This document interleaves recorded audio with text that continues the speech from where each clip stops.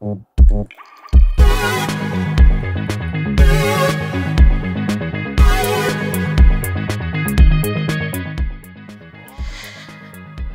visom susirinkusiam į mūsų Lietuviai su norvegiška kava laidą. Ramunė šį kartą kalba su mumis jau antrą kartą. Pirmas kartas mums gavosi taip, kad netyčia video įsitrynė, tai šiandien turėjom prieš tai tokią generalinę repeticiją, o dabar jau galėsim iš naujo pakalbėti apie tavo meną. Kitokį meną. Menas yra apie ką, Ramunė, tavo menas yra?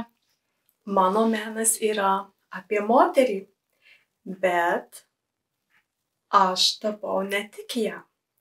Mano pagrindinės temos yra moteris, abstraktas, paukščiai ir gamta. Beje, paukščių serija visai yra parduota. Taip, bet pagrindė yra mano menas apie moterį, tai yra abstraktus figūratyvas. Pradėjau aš tapyti mentele, kad tos abstrakcijos gautųsi iškilesnės, tekstūra, linijos forma į kitokią gaunasi mentelė negu taptuku. Išsitarpsiu, klausyk, o tu papasakok nuo pat pradžių, kaip tu atradai, kad tu nori tapyti moteris, nuo ko viskas prasidėjo? Taip, viskas prasidėjo nuo moteries, bet istorija tokia, kaip aš atradau, tai per skausmą. Aš esu baigus mokslus visai kitose srityse. Ir tik po 6 metų mokslų, kada pradėjau dirbti, aš dirbti jau pradėjau po bakalauro pilnai Lietuvoje. Dirbdama baigiau magistrą, po to sekė karjerą, truputėlį jau gavau geresnį darbą, vis geresnį Lietuvoje. Ir tada išvažiavau į Daniją. Danijoje taip pat, tokie ėjo darbai, kaip ir visi baigė mokslus, kaip ir visi gyveni tokioj karuseliai, paprastoj, nuobodžioj, rutininiai. Ir toks buvo momentas, buvo pirmosios mano atostogos. Mėnesį, prisimenu, tada laiko pasiėmiau ir grįžtu po to mėnesio į darbą ir galvoju, tai aš tiek studijavau ir tiek savęs įdėjau vardan mėnesio atostogų. Ir taip pajutau, nėra prasmės tada, ką aš čia, aš baigiau mokslus, man žadėjo, kad aš baigsiu mokslus, kažkoks bus geras gyvenimas, atsivers kažkokios galimybės. Aš visada buvau gera mokinė ir mokykla, ir muzikos mokykla, 10-ukais baigiau. Ir baigiau tos mokslus ir pagaliau išėjau į gyvenimą ir staiga papuoliau ne į gyvenimą, o į kalėjimą. Nes nuo 8 iki 5 tu dirbi, grįžti namo, Kaune gyveni, kol apsiperki, kol valgyt, pasidarai vakaras, vėl miegot, tada vėl tokia rutina ir tik mėnesis, net ne mėnesis, 28 kalendorinės dienos atostogų. Ir aš pajutau tokią beprasmybę ir aš manau, mano tuo momentu pradėjo net vystytis tokia, kaip aš vadinu, gal depresija, toks ieškojimas, o tai kam čia tada, kas čia tada? Bet čia jau nenukrypkim į kitą temą. Dabar konkrečiai, kaip aš atradau tapybą, tai Danijoje Vestas, toks ofisas Vest. Žinot, kas yra Vest? Vėjo malūnai didžiausia yra skandinavų turbūt firma. Ir aš taip einu tam ofise ir taip tokie dideli, tokie balti lapai, ir aš taip juos pasiimu. Niekam nieko nesakau, aš juos tiesiog pasiimu, aš noriu tų lapų. Mane patraukė ta balta drobė tam tikrą prasme. Ir aš tada, dirbdama Danijoje irgi tą nemėgstamą tokį darbą rutininį, nesusirgau gripu. Bet taip stipriai, taip niekad nebuvau susirgus, taip atrodo jau net mirsiu, toks tas gripas, jisai atrodo kiekviena ląstelė mano negyva ir aš guliu, atrodo ir tik pajėgiu medituot, kaip aš sveikstu, jau prieš tai buvau į Bizoj moterų stovykloje, jau žinau, kas yra sąmoningumas, prieš 15 metų jau pradėjau eiti tuo keliu, ne prieš 15, 2013 čia. 2013 metais buvo, kaip aš atradau tapybą. Ir aš įsivaizduoju, kaip aš lipu ant to, bet vėl krypstu į kitą temą. Gerai, tu pasakok, įdomu. Taip, papasakosiu, kaip pradėjau sveikti, kaip aš lipu į didelį kalną, nes aš taip sirgau, kad aš tik įsivaizduot pajėgiau. Lipu į didelį kalną, visa grakšti, plaukai, čia tik vėjas. Ir aš užlipu ant to kalno ir įsivaizduoju, kaip iš manęs eina kaip eina iš manęs kažkokie juoduliai, kaip rūkas juodas, ir ten dega ugnikalnis didelis, ir ten visa ta liga sudega, ir mane vėjas iš kitos pusės, ir aš visai jau sveika, ir taip. Nu ir taip, kitą rytą atsikeliu, pasėmiau tuos baltus lapus. Sveika atsikeliai? Jau sveikesnė, jeigu turėjau tuos baltus lapus, jau galėjom pasimti, susiklijuoti. Visi kolegos buvo išėję į darbą, mes tuo metu bute gyvenom gal 10 žmonių. Ir aš erdvė laisvė, aš pasėmiau lipnę juostelę ir susikliavau tuos 4 lapus, gausi toks didelis. Ir pradėjau piešti pieštuku tą nuogą moterį. Aš susikliavau juos ir dar noriu pabrėžti, kad aš mokykloje neturėjau normalios dailės. Aš nuo mažens nebuvau ugdoma absoliučiai dailės prasme. Kas galbūt ir gerai? Kas galbūt ir gerai, nes tai pradėjo man būti unikaliai ir pradėti visiškai kažką nuo nulio iš savęs, iš inercijos, iš kažkokio magiškai. Kai tu pradėjai tiesiog moterį tapyti, piešti, tiesiog tas pirmas to šovė, ne? Jo, man toks, ką aš noriu, ar gamtą, ar kažką čia, kokį namą, kokį medį. Ne, noriu moterį ir gan sudėtingą, tokią nuogą sudėtingą, o taip ir pradėjau nuo jos. Neturiu aš logiškų paaiškinimų, aš tiesiog mane tai patraukė, toks trauka buvo. Ir aš pieštuku, nes aš neturėjau nieko, aš pieštuku, ką tuo metu turėjau namie. Ir tada grįžta iš darbo kolegos, sako, o tu taip norėjai tos prasmės kažkokios savo savirealizacijos, tai čia pažiūrėk. Aikit, sakau, čia bet kas galėtų, taip čia aš nematau tame nieko, čia atėjo kitas dar, kurie visiškai žmonės nesusijęs su menu, čia ne, bet kas taip negalėtų, čia kažką jie pajuto. Ir aš tada pradėjau pieštuku jau peckiot, aš jau ir ant drobių nusipirkdavau ten ir jau tuo pieštuku jau aš darydavau. Bet dar nedrįsiu pirkti kažkokių spalvų, nes aš visiškai nieko nenusimaniau. O tu turi tą darbą išsisaugojus, likęs jisai yra? Jisai yra namie Lietuvoje ir aš turėjau nuotrauką, nelabai šitą nuotrauką, bet aš parodysiu žmonėm. Labai įdomu, nuo ko prasidėjo, ar ne, tas visas atradimas, nes ne kiekvienas žmogus randa savo pašaukimą ir savo tai, ką jisai iš tikrųjų nori daryti, kur jisai yra, kame jisai randa tą džiaugsmą savo. Taip, ir aš manau, žmonės neranda todėl, kad įjungia per daug protą, aš tuo metu protą visai buvau padėjus į šalį, o ėjau pagal tą kaip vaikas, ko aš noriu. Ir tada aš pradėjau visiems sakyti, nes aš jau buvau paragavus po magistro tuos darbus, visus įmanomus kažkokius ir tokius, net man grėsė ir vadovavimo buvau paragavus, net buvau paragavus, ką net nebaigus ir buhalterijos, įvairiai, nes man pasisekė gauti pirmą darbą labai, čia irgi buvo su galimybė augti. Su galimybė augti visapusiškai. Tik ne ten gal tu norėjai augti. Tik iš tikrųjų. Taip, siela ne ten norėjau, bet tas protas kitaip kalbėjau, kai tu esi kolektyviniai pasąmoniai, kur karjera, būdas, namas, šeima, vaikai, karjera ir niekam neįdomu, tada nebuvom ugdomi, kaip iš tikrųjų visų pirma, tai kas mes esam, kaip pažinti save nebuvom ugdomi. Nei universitete, nei mokykloje, o netgi slopinami buvom. Aš dabar važiuodama galvoju, lyginu lietuvių ir norvegų kultūras, aš dabar studijuoju Norvegijoje pagaliau meną, po 8 metų vienatvės, nes norėjau viską pati padaryti. Bet po 8 metų vėl pradėjau studijuoti. Lyginu, vėl krypstu į kitą temą, bet lyginu kultūras ir kaip tie studentai, amžius kaip ir visur dabar žmonės studijuoja nuo 18 metų iki 50. Ir kaip tie jauni studentai nebijo savęs reikšti, drąsiai, ką galvoja, tą sako. Ir juos priima, skatina, o Lietuvoje net universitete tu bijodavai iš tikrųjų pasakyti, ką galvoji iš tikrųjų. Tu sakydavai, ką jie nori girdėti. Tai va tas mus ir įvarydavo į tą tokį ratą beprasmybės, tokį... O tas truputėlį dar tik papildau, kad taip buvo, dabar taip jau nėra. Taip buvo, nėra. Tas yra labai fainai, atsiprašau. Taip nėra, bet vėlgi galbūt mums atrodo iš norvegiškos perspektyvos, kad ten taip nėra. O dėja, dar ten labai lėtai viskas kaip sugedusiam traukinukį girgžda, dar ten yra, bet ne visuose subjektuose, ne visuose galbūt institucijose taip tikrai gerėja. Gerėja. Taip. O tavo ta tapyba prasidėjo būtent Norvegijoje, kai tu gyvenai, ar jau Danijoje, ar Lietuvoje pačioj, kur prasidėjo tas toksai jau? Taip, tai va, grįšiu dabar, ačiū už klausimą, grįšiu į tą vietą, kai aš Danijoje pradėjau sakyti, kad noriu būti tapytoja, tapyti ir parduoti, nes tai man asocijuosi su laisvė, man pagaliau nereiks keltis 6 ryto, aš galėsiu dirbti, kada aš noriu, tiesiog tapyti ir parduoti.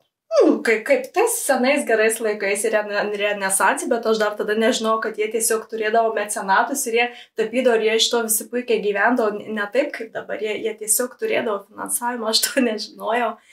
Ir tada visi kiti sako, ne, tu negali taip daryti, tu nepragyvensi, čia tu gali savaitgaliais, tik arba laisvų laikų, čia nedarbas. Tas va vėl proto balsas, kaip dėlioja tave į tuos... O to žmonės lietuviai sakė šitą? Lietuviai. O aš danų kalbos tuo metu nemokėjau, nelabai aš su danais ir bendradavau iš tikrųjų tuo metu, nes ten...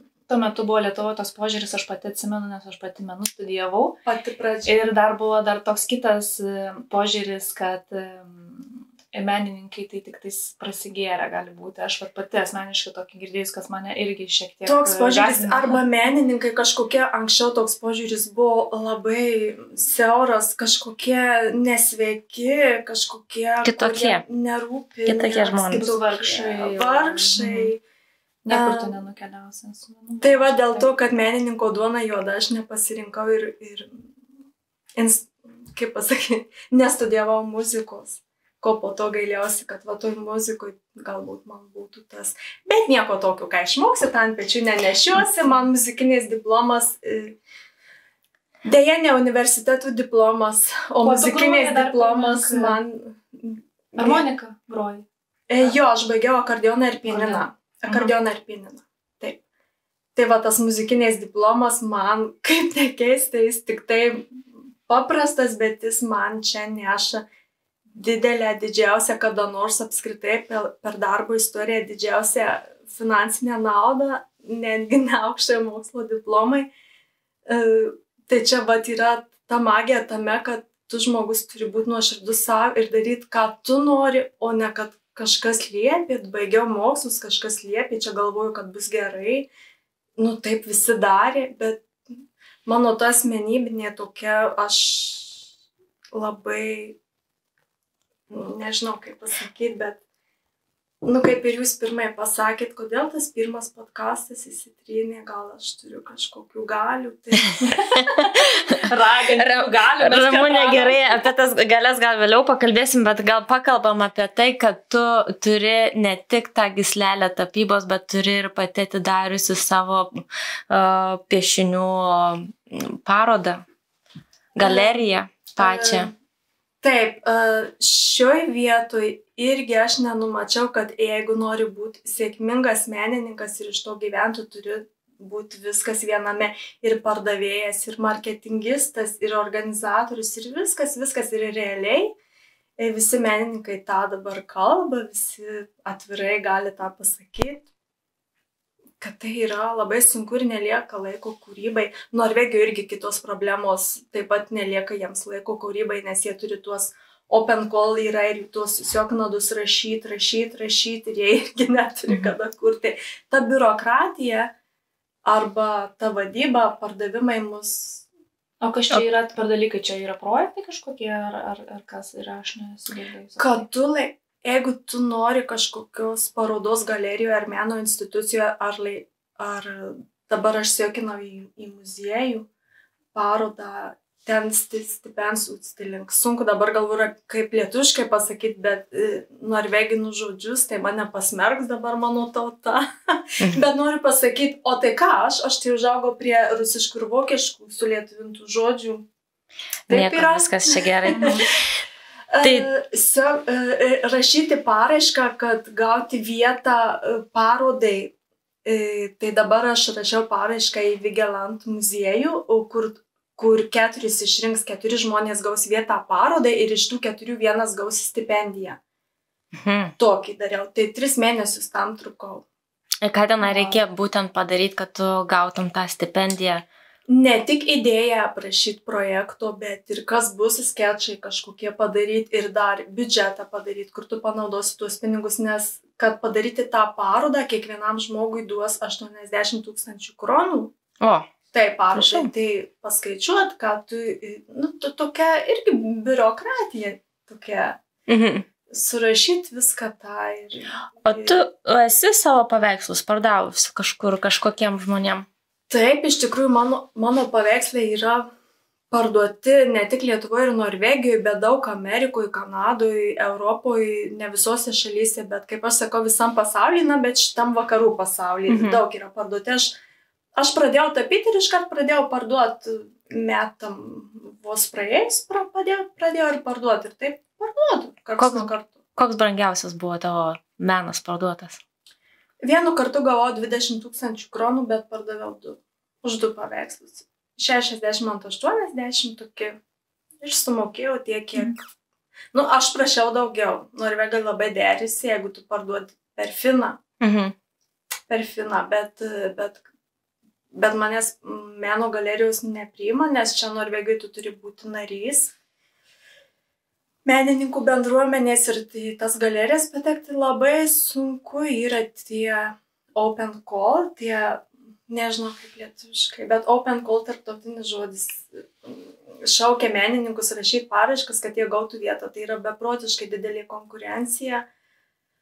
Pavyzdžiui, praeitais metais į tą muziejų buvo 108 paraiškos, o pateko tik 4. Tai koks tu turi būti, ką tu ten turi, žmonės patenka su magistrais, baigia ne tik čia, bet kažkur Švedijoje, ten Prancūzijoje, Vokietijoje 2 bakalaurai, ten Prancūzijoje magistras, tokie patenka, aš nieko to neturiu.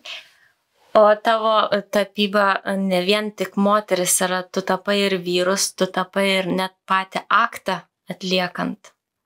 Taip, kartais man patinka įvairovė, ne kartais, bet man labai patinka įvairovė ir to akto tapymas, ten yra 4 paveikslų serija, aš seniai norėjau, bet nedrįsdavau. Atrodo, tai ką čia tie žmonės pagalvos, nes aš neturiu dar savų internetinių tinklalapių, dabar beje prie jo dirbu, pagaliau žinau, kaip jį reikia padaryti, tai dirbu. O aš įdėsiu į socialinės medijas, ką žmonės čia pagalvos, bet aš tą padariau ir įdėjau ir žmonės, jie nieko nepagalvojo, bet žmonės tokie buvo laimingi, tiek aš juos pradžiuginau, tiek susilaukiau teigiamų komentarų, kiti net pradėjo interpretuoti, kad čia yra Lietuvos realybė, kaip vienas kitą, kaip valdžia žmonės, tas žodis galima YouTube keiktis, bet nenoriu kaip valdžia žmonės. Ir viens kitą ten ir taip toliau, žinai. Šitą vietą pagarsinsim YouTube'ai. Specialiai, kad girdėtų.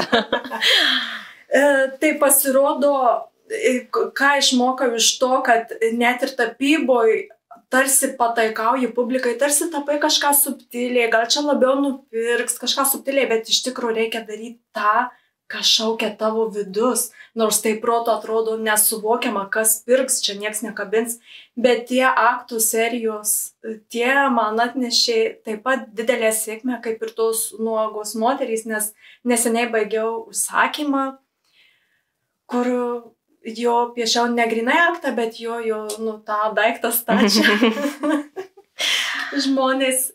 Ir dar vieną kontaktą atvedė man tą akto seriją, tokį įdomų žmogų, kuris taip pat niekam nesako, bet jis fotografuoja panašius dalykus ir jis galėjo rasti mane kaip kolegę, mes galim pasidalinti mintim, ko jis negali daryti plačia publika ar viešai, nes jisai skaito jį pasmerks, jis turi įmonės, turi normalų darbą, jisai skaito čia, ne. Baigtų, sakau, tu turi pasitikėti, čia kaip tik yra tai, čia kaip tik yra ta drąsa, tas kitoks pasaulis, tu turi rodyti žmonės kaip tik jie tik džiaugsis, nes gal ir jie kažką savį užslėpia, gal ir jie nori parodyti ir irgi nedrįsti ir tas gumulas, tas akmuo, tai tik kaupėsi, paskui gali išvirsti kažkuo tai sprogti. Įdomu, ar yra kas nors paprašė tavęs, būtent atliekant aktą, nutapyti? Yra prašydavo net pradžioje, kai aš tik nuogas moteris rodydavo Instagram'e, koks prancūzas, koks ten vokietis kažkur rašo, aš noriu atvažiuoti, kad aš fotografas, atvažiuok pas mane į studiją, čia padarysim tikrą aktą, tu gyvai nutapysi, ar tu greit sugebėsi čia, ar kažką, visokių kažkokių nerealių tokių pasiūlymų buvo, bet aš nesiryžau šitai avantūrai dar, nes man tai atrodė kažkoks žaidimas, man tai ne finansiškai čia neapsimokėtų, jie ten kažko tai čia maždaug, aš tau duodu, tu tapyk. Ne, aš nepasiryžau, bet gal ateityje, gal nutapysi, ne?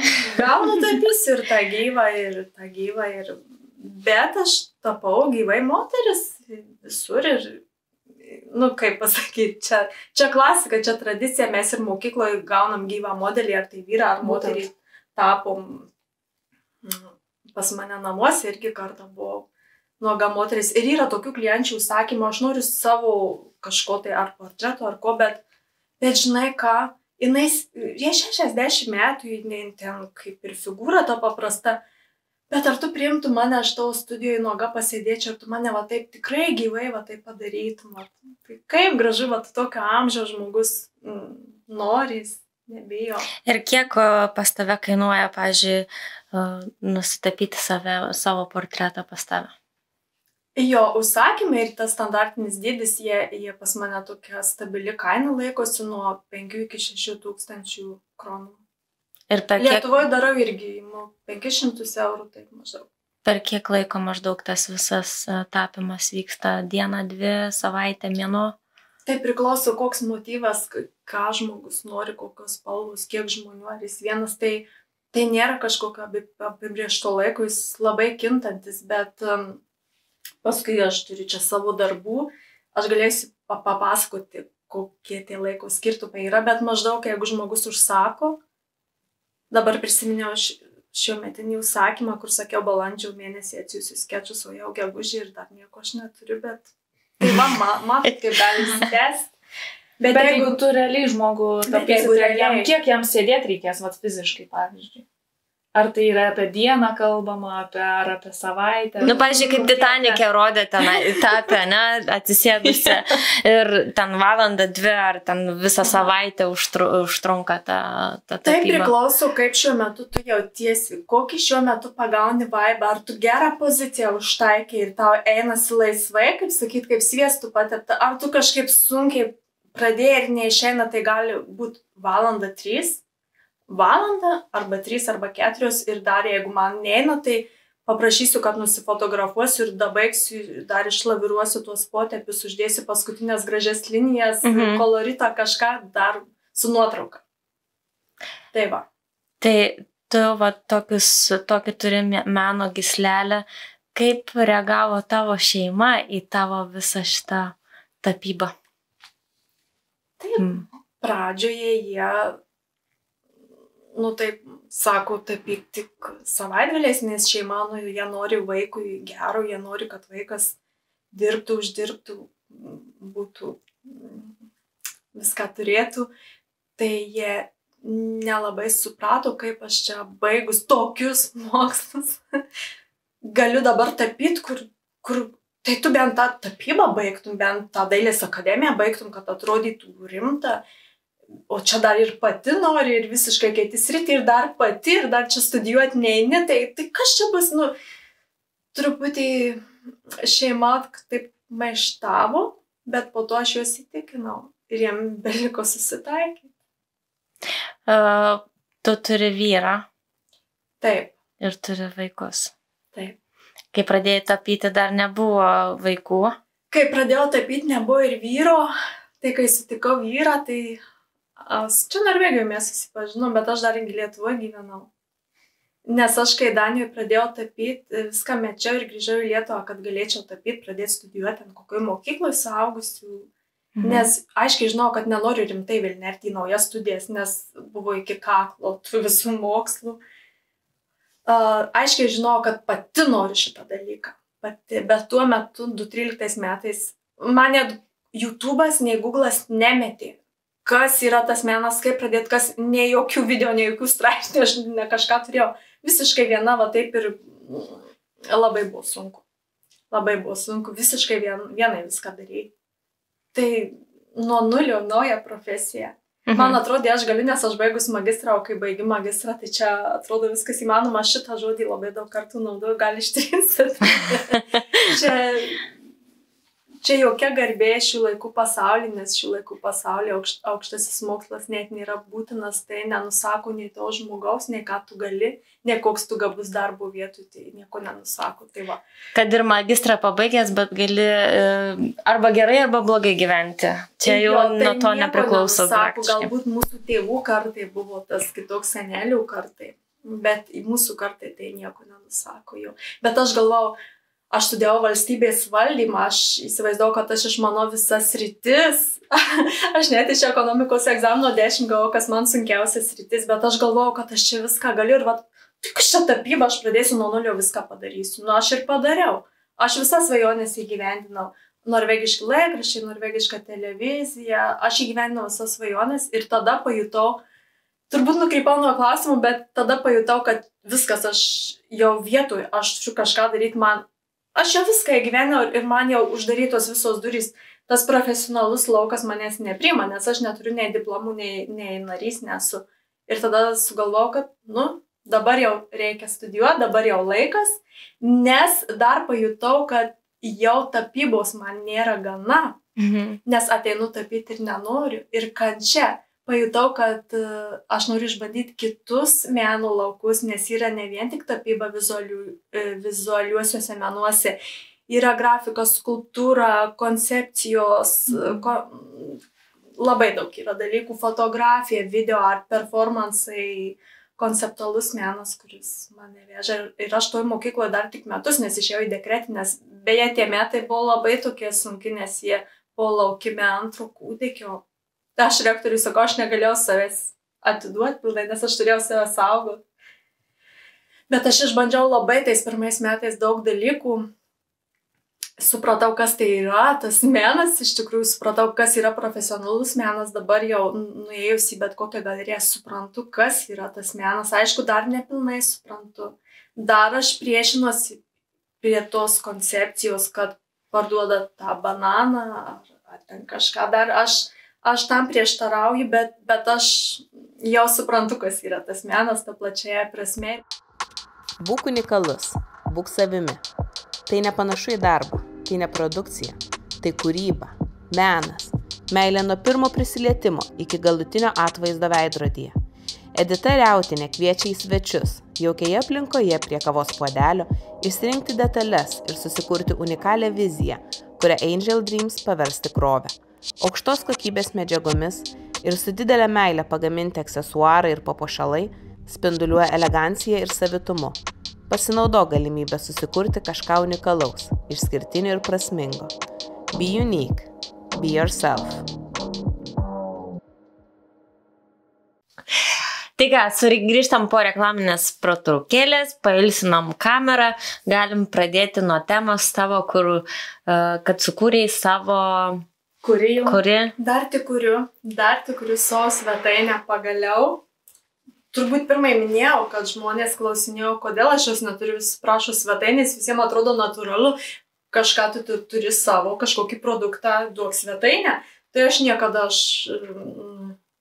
Instagramą, Facebooką duodu, o tas svetainė man atrodydavo, čia yra kažkaip lėkšta, aš kelsiu tuos pačius darbus, tai čia paprasta, žmonės gali pasižiūrėti Instagram'e, Facebook'e ir jie matys, bet aš kai pradėjau studijuoti ir po metų trukmės studijų, kai aš pačiupinėjau tą iš giliai, iš profesionalaus meno lauko virtuvę, aš supratau pagaliau, kaip ta svetainė mano turi atrodyti, kad čia paintings, tik vienas iš punktelių, mano projektai, mano performansai, dabar mano video art yra ir bio statements, CV, visi tie dalykai jau yra, tai dabar pagaliau aš drąsi, turinti ką parodyti ir tik dabar galiu aš turėti tą svetainę, praėjus 10 metų praktikai, o ne kai tik pradedi, duok svetainę, aš tik pradėjus, ką aš galiu duoti, tam yra socialinės medijos.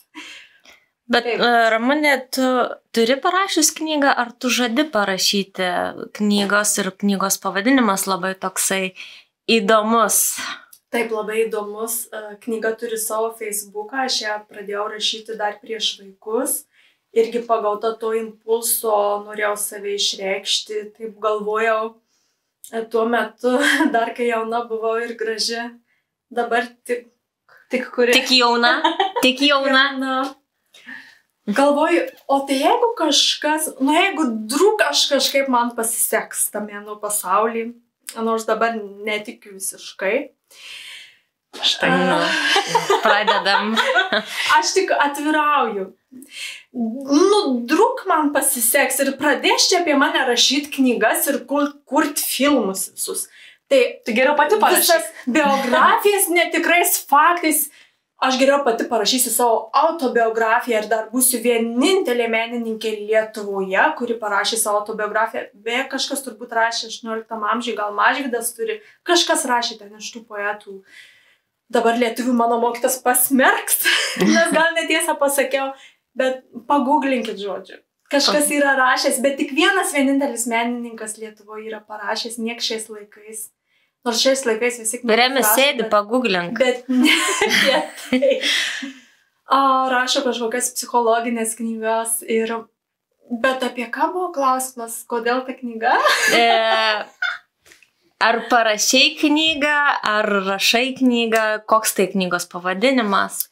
Tai prisimenu, kaip dabar Prieblanda, aš sėdžiu visą tokia ir bus knyga, mano autobiografija ir su tokiu pavadinimu, jis kilo taip spontaniškai ir sakau vyrui, aš močiutė ir Bybis bus. Vyras pagalvojo, sako, tai gal Penis kitą dieną. Tai taip ir buvo, aš močiutė ir Penis, jei Farmur, nes čia Farmur, mes žinom, kokia močiutė Farmur, nuostabi norvegų kalba. Jei Farmur, o Penis ir tie norvegai visi irgi apie tai klausinėja, kodėl, kas, kaip. Tai sakau, kai tai jau knyga bus, perskaitysit ir sužinosit, kodėl Penis. Negalima nieko atskleisti. O jinai jau yra išleista ar dar ne? Ar jinai tik dar pakeliui pas tave? Prasidėjo nėštumas ir visos tokie peniai jau išgaravo, nes jau pradėjo eiti kitos temos. Aš pirmo nėštumo metu viską sustabdžiau, aš net tapyti negalėjau. Aš visiškai panirau tik į motinystę, man reikėjo skaityti, kas tai yra abiem kalbom, ir norvegų, ir lietuvių. Ir gimus pirmam vaikui aš tik pradėjau tapyti, vėl grįžti į save, po truputį jau motinystė. Dar nepaminėjau motinystė, mano viena iš temų yra motinystės tematika. Su vaiku atsirado ta. Su vaiku atsirado, taip. Kadangi pradėjom kalbėti apie motinystę ir apie vaikus, tu esi atsinešusi paveikslą. Ta, ką turėjau namie, visi geriausiai yra parduoti arba kabų galerijoje. Čia yra šitam paveiksle, kas nutapyta yra? Čia yra tematika, žiūriu, visgi išliko nuoga moteris visų pirma, bet jinai yra besilaukianti kūdikio, jinai su kūdikio tom koinytėm čia laiko ir jinai tokia yra subtiliai seksuali, erotiška, bet tuo pačiu motiniška, nuoga ir jau ateina naujas periodas į jos gyvenimą. Tai, kai tu atsineši šitą paveikslą, aš iš karto pamačiau ir pagalvojau, kad tai yra kūdikis su bambagyslė iš tikrųjų. Tai pas tave visai kitaip nupiešta, žmonės turi tą skirtingą vaizdą susidaro apie tus paveikslus. Bet tavo mintis vis dėlto buvo, kad čia yra nešia moteris su koinytėm ant pilvuko. Taip. Toksai labai įdomus paveikslas. Taip, labai smagu tavo interpretacija, nes tai yra abstraktus figuratyvizmas ir žmonės skirtingai pamato ir skirtingai paveikslą gali apibūdinti ir tai yra labai įdomu išgirsti. Tarsi vienas paveikslas, bet jis pasakoja 100 skirtingų istorijų. Pagal kiekvieną žmogų jo istoriją. Taip. Ką jis mato, tai yra tiesa. Ir kokias emocijas jam sukelia, nes paveikslai yra apie emocijas. Taip. Ir tos emocijos, kurias tu norėjai pertikti, nebūtinai žmogus jas ir absorbuoja. Ir jas taip, pajaučia. Nebūtinai, nes ką jis transliuoja, ką jis turi savyje duotuoju momentu, tai jis ir mato. Galbūt man paveikslas, imkim kažkokią moterį gražią, jis gali man atrodyti gražus, toks seksualus, o kitam gali atrodyti piktas, niūrus, čia neįsitaršys, nes jis dabar taip jaučiasi žmogus. Tai man pačiai mano paveikslai kiekvieną dieną atrodo skirtingai ir kiekvieną dieną aš skirtingai galėčiau papasakot, nuo nuotaikos priklauso labai. Kadangi tu turi tą galeriją, o noriu dar paklausti toksai, iškilo man toks klausimas, o daug lietuvių ateina į tavo galeriją, vis dėlto tai yra Norvegija ir mes turim tą lietuvių bendruomenę. Ar tu skelbėsi, kad kažkur turi tą galeriją, ar jų daug ateina, ar iš vis niekas neteina iš lietuvių pažiūrėti? Kadangi galerija yra ne šiam regione, o už beveik 2 valandų kelio į pietus, ten tam miestelį lietuvių negyvena. Apart visai negyvena, tai ten ateina tik tai žmonės. Būtent mes. Kas gyvena? Kas iš tikrųjų, arba kam iš tikrųjų įdomu. Kam įdomu. Kai tą galeriją atidarėm, buvo naujiena, atėjo interesantai, kam įdomu ir kas norėjo pirkti, buvo daug pirkimų, daug vizitų.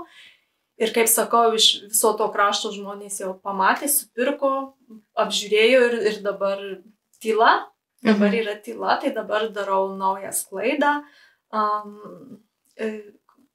Imuosi tais visais marketingo klausimais ir galvoju netgi daryti ten kažkokių ir kolektyvinių parodų, kad pritraukti auditorijos daugiau, o iš tikrųjų gera mintis, lietuvių bendruomenės puslapį reiktų pasidalinti ir paskatinti lietuvaičius dėl sklaidos, kad dalintųsi, kad taip daugiau pamatys. Kad atvyktų pažiūrėti tavo parodą. Ir kai važiuos ten pro šoną, nes visi važiuoja į Flekkefjordą, į Lyngdalį, jie galės sustoti ir užsukti, taip, galbūt ten manęs nebus, nes atidaryta būna gal tik savaitgaliais. Bet jie galės pažiūrėti pro langus ir viskas puikiai matosi, langai dideli, komerciniai.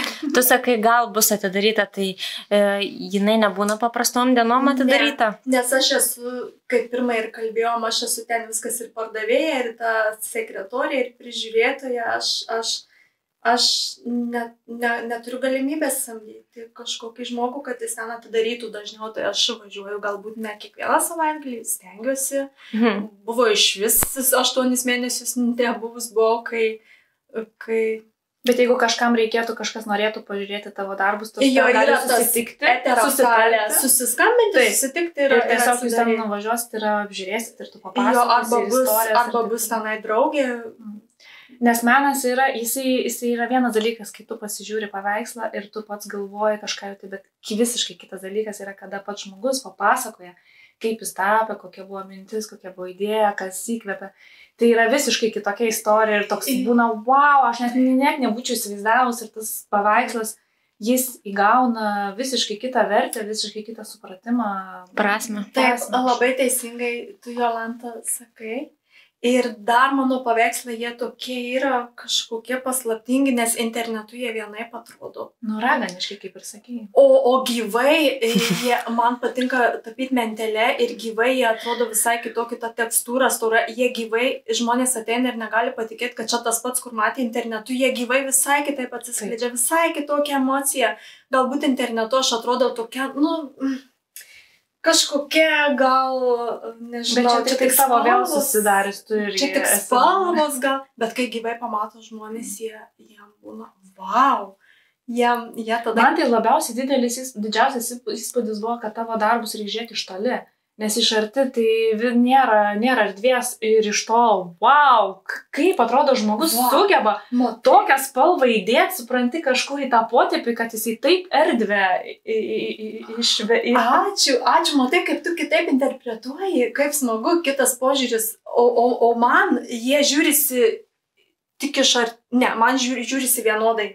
Iš arti labai gerai, nes tie potėpiai jie tokie su mentelė. Dabar yra biski kitokia stilistika, aš pradėjau ir juodai balta tapyti jau su teptuku, tai yra dar kitaip juodi balti, bet ta iš anksčiau, nuo ko aš pradėjau daug spalvų mentelė, tai iš arti man jie kaip tik gražiau žiūrisi negu iš toli, ir kas, figūra, ir kas, tai kokia prasmė, ką apie tai kalba, aš po to jau vėliau tik pradėjau po 5 metų ieškoti tame prasmės ir dabar, kai studijuoju mokykloje į moderniam meno lauke, šiuolaikiniam meno lauke, jiem neįdomu, ką tu darai, ką tu tapai, čia ne renesansas, ne klasika. Esmė, ką tu nori perteikti, kokia tavo žinutė, kokia tavo koncepcija, ką tu čia pasakysi, tu gali daryti bilę ką, tu gali, iš tikrųjų pašikti ant drobės gali, bet jeigu tu gražiai aprašysi, tu gali būti garsus visam pasaulyje su tu šūdu. Tu nusijuokė, bet pažiūrėk, kas dedas Lietuvoje su kitais dalykais. Aš noriu vieną klausimą paklausti, kurį nuo pat pradžių labai noriu užklausti, vis niekaip neįsterpiu, bet va dabar. Tu esi dariusi kažkada mokymus, labai seniai atsimenu, buvai paskelbusi mokymus, kad galima buvo pas tave atėjti. Ir mokymus, ir meno terapija, aš kada turiu papildomų, kaip pasakyti, tu žinai tą žodį, kai pas mane yra perteklius ir aš noriu dalintis, tu turiu resursų, tą overscoot, aš tada paskelbiu meno terapiją, esu padarius gal 6 meno terapijas, kai gimė vaikai pradėjau daryti. Pirmas vaikas ir mokymus iš vis seniai jo, tokius ir mokymus, bet man terapija įdomiau negu patys mokymai. Nes mokymai papasako, kas tai terapija, nes psichologinė terapija visi supranta, o kas yra meninė terapija. Papasako. Meno terapija yra wow, čia tokia plati iš tikrųjų sritis, mane dabar tai palietė, kad man tik sukilo emocijos ir aš sėdžiu to meno terapiją, dabar prisimenu visas tas savo moteris, kurios sėdėjo pas mane ant žemės. Tu tik moteris? Buvo ir vyras, visiems. Ir vyrui patiko, buvo ir vyras, ir mes tiesiog ateinam pas mane į mažą studiją, kuri yra mano namuose, susėdam ant žemės, ten yra, kiekvieną kartą kažkokia skirtingai vyksta, bet aš turiu struktūrą, iš pradžių mes ten nusiteikiam, pamedituojam, aš kažką papasakoju, tada ką čia daryti reikia. Ir dar aš anksčiau darydavau, dabar jau to nedarau, nes tai reikalauja daug resursų, nes pinigai yra tik simboliški, aš tada turėčiau imti, kaip Norvega ima už 3 valandas beveik 2000, o aš už 3 valandas 300 kronų, tai čia yra niekas, bet vis tiek lietuviam tai yra per brangu ir jie mažai kas ateina, bet ne tame. Bet aš tau turiu kitą mintį. Bet dar palauk šitą. Aš vėl nukrypau nuo temos, nepabaigiau. Pagaliau užklausiau, tai tokiau. Ir ta terapija, ir paskui, kai žmogus padaro tą kūrinį, ten būna ir daugiau tų kūrinių, terapinių momentų, visokių išpiešti pyktį ar kažką, ten technikų visokių, bet esminis, tas dėl ko susirenkam, gauna drobę ir padaro tą savo kūrinį, terapinę formą. Ir tada aš kaip terapistas tą kūrinį paimu ir apkalbu apie tą žmogų viską. Kas jis, kaip jis, ką jis, aišku, duotuoju momentu, jis duotuoju momentu, kaip psichologiškai, jau kaip tikra meno terapeutė daro tą kūrinio analizę, psichologinį kūrinio analizę, aš tą darau, bet aš paskui, kai pradėjau ieškoti darbo Norvegijoje ir tokiam dalykam reikia net ne bakalauro, o magistro, aš nustojau tuos daryti tokius. Aš labiau taip, kaip laisvalaikio praleidimo formą vėliau traktavau ir draugėm netgi nemokamai pasikviesdavau. Nes aš supratau, kad visgi tai yra rimtas darbas ir aš pati pajutau, kad tai reikalauja be proto daug resursų tą tikrą terapiją padaryti, kad tikrai 3000 kronų turėtų būti, o ne 300. Aš tada paleidau žaidimo formą viską ir moterim vis tiek patinka, nes jos esmė žmogui, kas yra, kodėl jis eina į kiną, kodėl jis eina į teatrą, ar kodėl jis eina, kažkur į gamtą. Esmė pakeisti aplinką ir atsipalaiduoti, o jeigu dar pačiupinėjai kažką naujo, smegenys kitaip pradeda veikti, pailsi nuo savo rutinų, nuo savo darbų, ateini sėdi ant žemės ir pieši, jau yra vien tik gera, jokių net gali netraktuoti, kad čia terapija. Veiklos aplinkos pakeitimas ir jau tai yra meditacija ir terapija. Viskas, iš tikrųjų, kaip pažiūrėsi apskritai, visas gyvenimas yra meditacija ir terapija ir iš vis tik žaidimas ir nieko čia rimto nėra, mes tik tai sociume šitam gyvenam ir labai susireikšminę esame, iš tikrųjų tai nieks čia nėra. Viskas yra tik žaidimas ir viskas kur kas paprasčiau negu mums atrodo. A tu dar turi kokių klausimų apie meną? Prašom. Ar turi ar ne? Aš dar turiu vieną norėčiau parodyti visai kitokį darbą turiu. Taip, parodyk. Šitas darbas yra labai lengvas ir greitas, jis nupieštas ant paprasto rėmelio plasmasinio, čia toks jisai su Čia tokia galima traktuoti kaip visišką tokią koncepciją. Čia yra ne androbės ir čia yra tiesiog emocinė išraiška duotuoju momentu. Čia aš, kai pradėjau tą juodai baltą potėpiai, buvo viena emocija 2 sekundės, kitą vakarą kita emocija 3 sekundės ir paskui atėjau užpiešiau figūrą, kuri yra visiškai tokia konceptuali, nėra kažkokių tikslumų joj. Ir šitų kūrinių, kuriame aš įdėjau tik jausmą ir žaismą, o ne tokį išgimdytą, kaip čia gražiai padarytas lūpas, tas akis, tą ranką, ne klasiškai, ne realistiškai. Natūraliai. Ištiškiau. Ir aš juo labai džiaugiuosi šitų kūrinių. Ir jis vienintelis, vienas iš vienintelių, kurio nenoriu užtapyti, nes tos visus išgimdytus, kaip reikia pagal taisyklės, kažkaip aš pykstančiu, aš noriu juos užtapyti, aš kažkaip galiu geriau. O šitas toks pabiro jausmai, spalvų pagalba, čia ne spalvų, bet pempilkų atspalvių pagalba pabiro jausmai ir aš juos tarsi taip atėjau ir ištiškiau ir taip gražiai gausi. Ir jisai šitas kūrinys jau buvo parodoj, mano svajonių parodoj, aš dar net svajoti nedrįsdavau. Žodžiu, Rogalando meno centre, tam jau profesionaliam šitas paveikslas jau buvo parodoj. Remi, matau, tu ten jau laikai tą mikrofoną, vis paklausk jau. Apie vyrą jis nori klausti. Klausiu apie vyrą. Klausiu apie paveikslus, kurias tapai. Dažniausiai, sakai, ten abstraktai, moteris, kurios yra nupieštos visi paveiksluose. Ar tu piešdama įsivaizduoji, kad tai konkrečiai galėtų būti ta moteris ar kažkas tavo gyvenime, kažkas pasaulyje egzistuojantis realiai žmogus? Ar tiesiog visiškai nieko nespindintis tas žmogus? Aš savo menininko statemente esu aprašęs, nes ir meno pasaulyje yra visgi daug ribų ir daug narvų. Reikia statementus rašyti, aš buvau išprievartauta padaryti apie ką mano kūryba. Tai aš tenai rašiau šitaip, kad visos mano moterys remiasi mano autoportretais. Mane įkvėpia mano pačios nuotraukos. Ir tai yra tas įkvėpimas. Tas įkvėpimo šaltinis yra mano pačios kūnas, nuotraukos. Tai visi tavo paveikslai yra vis tiek atsisijuojasi, jeigu netapai kito žmogaus, tai yra kaip ir tavo portretas. Kai aš kuriu savo, aš kuriu netgi abstrakcijas ir gamtą, aš kuriu iš kažkokios nuotraukos, kurią randu telefone, jinai man kaip įkvėpimo šaltinis dėliot atstumus, spalvas, dėliot formas.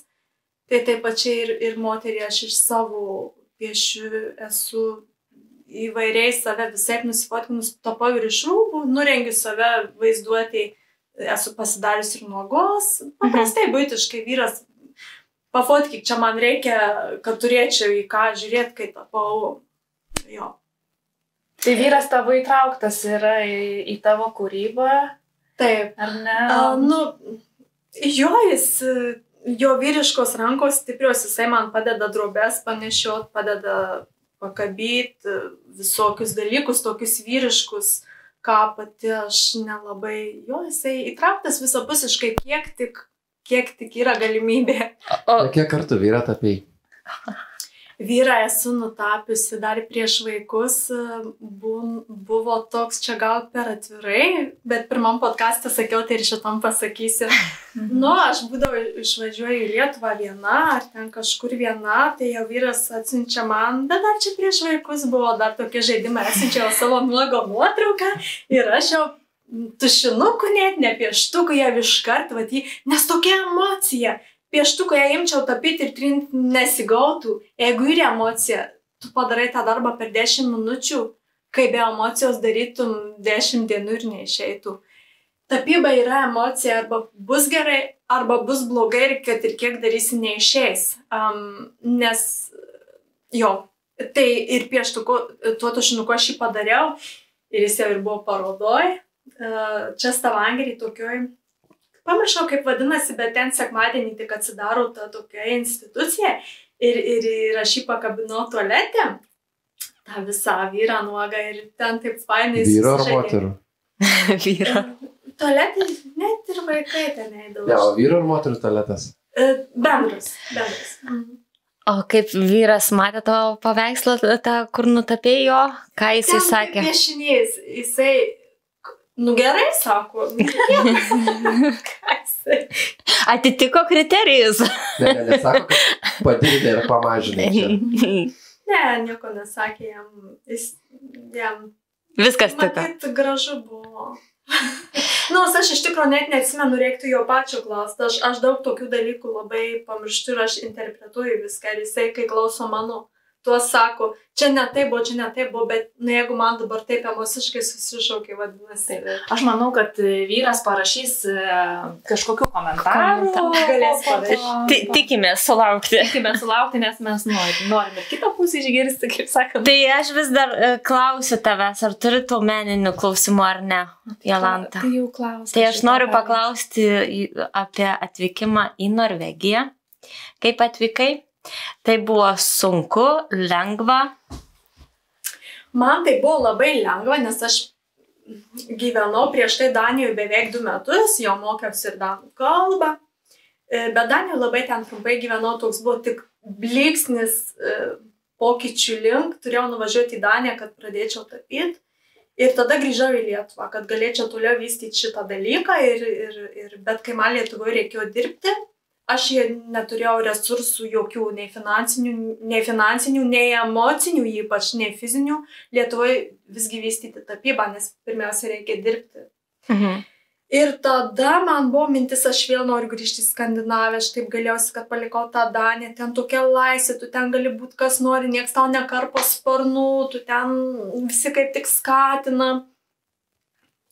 Esmė dar ką aš noriu pasakyti, vėlgi paimkim čia tą, bet vėl krypstu į kitą temą. Bet čia bus atvažiavimas į Norvegiją, kaip ta Neščiogolevaitė, o Čivilytė sako. Ana kartą.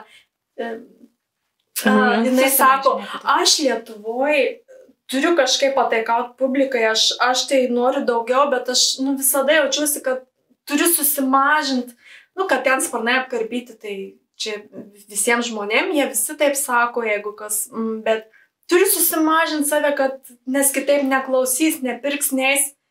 Tai aš irgi Lietuvoje, aš visada toks jausmas, turiu susimažinti, turiu būti ne aš, turiu būti, kad įtikt kitiem kažkaip.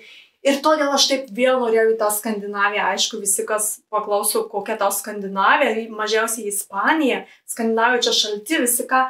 Bet man, aš atsimenu, ta Skandinavija kažkaip nepaaiškinamas toks ryšys. Ir tada mano pusseserė čia gyvena ir aš važiuodavau žiemomis atostogų pas ją. Ir taip, sėdim pas pusseserę ir kažkas girdžiu groja gitarą. Tai vyras, kuris visiškai nemenininkas ir visai negroja gitarą, jisai susapnavo sapną prieš 2 savaitės, kad jam reikia nusipirkti gitarą. Čia labai jau magiška istorija. Bet visi geriausi dalykai vyksta magiškai ir kai tu išdrįsti klausyti savęs ir eiti tuo, ką tu nebijot klausyti savęs. Ir eiti, ko tu nori, o ne. Ir jisai nusipirko gitarą ir atvažiavo į pusseserės namą pasimokyti groti gitarą, nes ten, kur gyveno į tą patį namą? Į tą patį namą jo. Ir mane pamatė ir viskas. Pametė, per 1 sekundę pametė viską. Aš tai... Ir gitarą, ir viską. Visiškai protą, viską pametė, žodžiu. Ir viskas. Ir aš tada buvo vakaras, pasipuošiau ir išvariau į pasimatymą. Jau Lietuvoje buvau susirašęs, ten toks gyveno jau į pasimatymą. Grįžtu naktį, pusseserė irgi dar tuo metu į pasimatymus vaikščiojo ir geriam vyną su pusseserė, sakau, šakės, tragedija, net Norvegijoje nėra tų vyrų, kokie visi. Ir įsijungiu, jau parašęs mano vyras žinutę, čia kažką, tavo šypsenos pamiršti negaliu, ten kažką, gal susitikti ką. Sakau, dar čia viens rašo, net supykau. Pusseserė sako, su šitu tai nueik, šitas tai geras. Iš kur sakau, žinai, sako jisai, dar tuo metu, 2013 metais, kitaip būdavo tas Facebookas, sako, jisai dėda vakarienės, rodo. O, sakau, čia kad gamina, tai gerai. Kažkaip, jau visi pajausdavo jau tą energiją, kad jis labai geras žmogus. Ir kažkaip jau aš su juo nuėjau. Bet čia įsiplėčiau dabar, va taip ir viskas prasidėjo. Ir po 3 mėnesių atvažiavau čia gyventi. Nu, va ir viskas, paprastai. Tai jau kiek metų gyveni Norvegijai? 10 metų. 10 metų. Ir nežadi grįžti į Lietuvą atgal. Kadangi aš jau turėjus patirtį, dar aš gyvenusi ir Portugalijoje, ir iš Portugalijos grįžau į Lietuvą, ir iš Vokietijos grįžau į Lietuvą, ir visada grįžau į Lietuvą, ir visada nusivildavau. Tai dėja dabar jau dėja, šeimos atžvilgių dėja.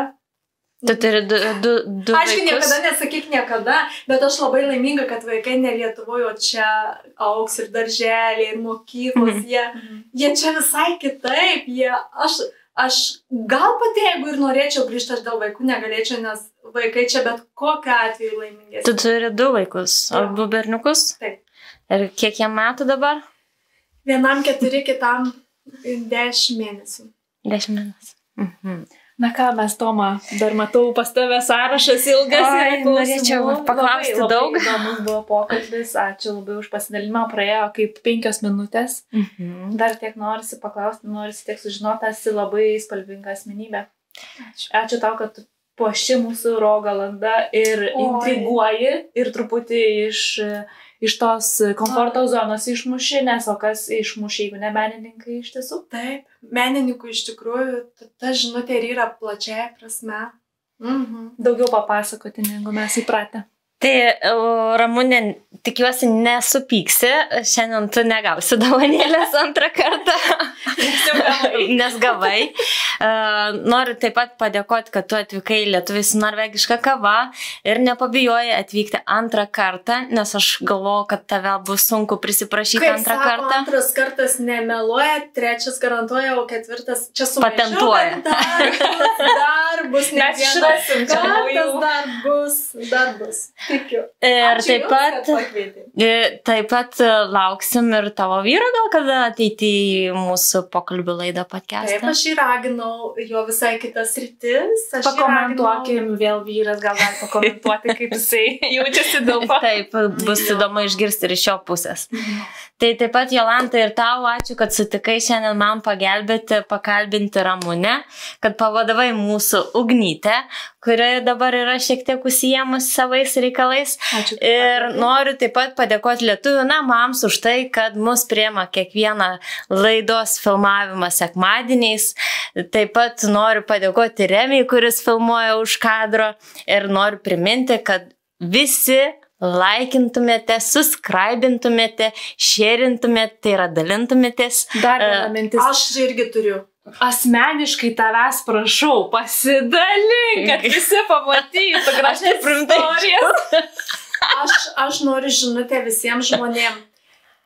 Žmogus žmogui yra didžiausia dovana ir mes be kito žmogaus esam niekas ir trūksta palaikymo, ypač kūrėjam, ypač turintiems savo, trūksta dalinimos, trūksta sklaidos, bet vieni kitiem padėdami mes galim pasiekti platesnę auditoriją. Tai noriu paraginti žmonės, kad tiesiog spauskit, dalinkitės.